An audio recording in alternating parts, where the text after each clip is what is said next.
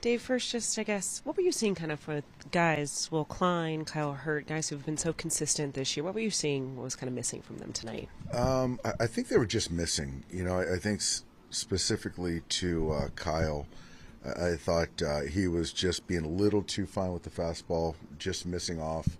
Got into some tougher counts, and then I think with Will, those guys put together some good at bats, but made pitches when he needed to.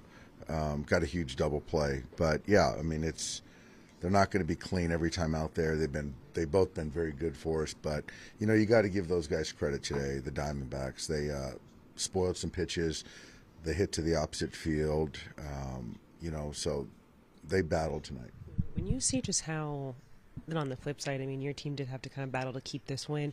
What were you seeing just from the defense that was playing behind, whether it was Will Klein or even Kyle Hurt, and how they were able to just limit the damage? They're in the seventh. They're even just kind of finding ways to help support the pitching staff. Yeah, Wardo made a really nice play out there to save Trinan, a sliding catch. Obviously, the double play. We made some good defensive plays. And, even that last inning, the PFP from Tanner off the bunt from Perdomo was a nice play. So we did everything we could to, combat, defend what they threw at us tonight. So good team win. It was good to see us come to life offensively. But, yeah, those guys fought back to make it a game. What did you think of the way that Tanner bounced back from the last one? It was great. It was great to see. I thought from pitch one he was, pitching with a purpose. Obviously, there was no margin with a one-run lead. And, I just liked the way he was going after those guys and gave up a, soft serve, hit the other way. But outside of that, he was really sharp tonight. Okay, that's not obvious, but how different does the lineup feel, especially when you have like Shohei and Freddie hitting like they have the last couple of weeks? Yeah, it's great. It's kind of how we built this team on the offensive side, and Shohei's been really good the last few weeks. Freddie's been good the last month.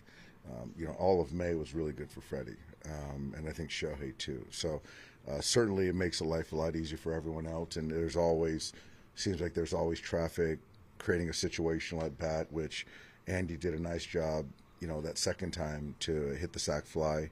But yeah, there's some other guys that we got to get going, but it is good that the guys at the top and I think also the guys at the bottom did a nice job. What do you think the difference is in Arenado this year?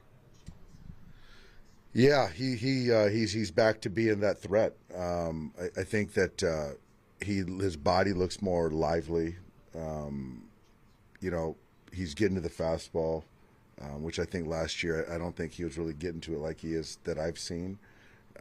He's pulling the ball hard, but he just looks more fresh and looks probably healthy. I love watching him play.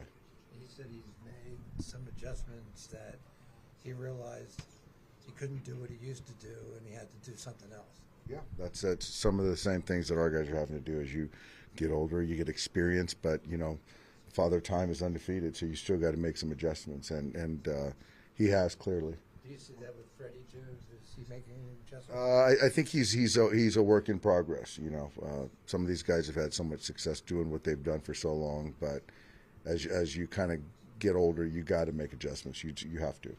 What was the situation with the Mound visit and Dalton? Yeah, we were out of Mound visits, but then as the rule states, when there's a pinch hitter, the catcher gets that opportunity, and I still, they made their decision. I still don't agree with it.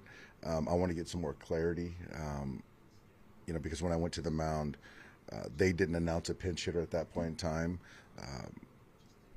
The one hitter was in the on deck circle. Pavin was on their other two guys were on the bench, and then the lights go out. I'm on the mound, and so I felt we had it. But for me, I'm not going to ice our own pitcher, Will Klein, on the mound, but it worked out. Bauer seemed to be really grateful for the conversation that you guys had afterwards, just explaining why you took him out. What was that conversation? Oh, no, I just wanted to just give him a little, because we're still learning each other. So it's just making sure that I do believe in him. I felt that if I'm not going to let him go through Arenado right there, I felt it would give Blake the best chance to get us out of that inning, in a tight ball game. And so you know, I don't want him looking over his shoulder.